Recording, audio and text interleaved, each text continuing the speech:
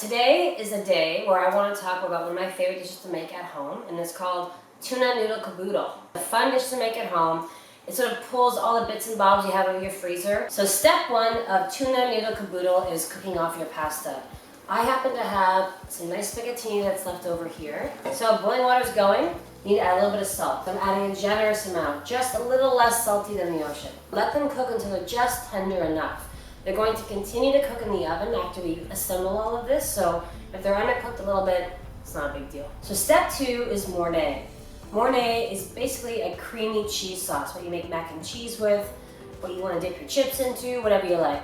What you can do is make a Mornay with equal parts butter and flour, and you add milk or cream, whatever you have in your fridge, to make a really nice consistency.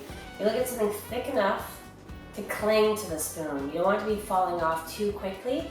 This is a really nice thick Mornay. I finished it with whatever cheese bits I had in my fridge. So it was just sort of chunks of Parmesan or cheddar or mozzarella, whatever you have left over, just throw it in, grate it up, and make a nice creamy cheese sauce. Make sure you taste it for seasoning. So step three is very simple. Take whatever frozen or fresh veggies that you have in your fridge or freezer. I happen to have edamame, carrots, and mushrooms. So I'm gonna put a little bit of edamame right into the Mornay. We're gonna put some fresh diced carrot. Everything is going in raw because as it bakes in the oven, it'll cook and get nice and caramelized and suck up all those nice Mornay juices. Got a little bit of that, and then I've got some pre-chopped mushrooms here. These are just button mushrooms. And remember those noodles we blanched off? We're gonna add those right in here as well. Pick them up, put them right into the pot. Make sure you get every single noodle available, and you're just going to stir that to incorporate. So step four is the protein kick. We've got 2 cans of MSC certified albacore tuna that's certified wild.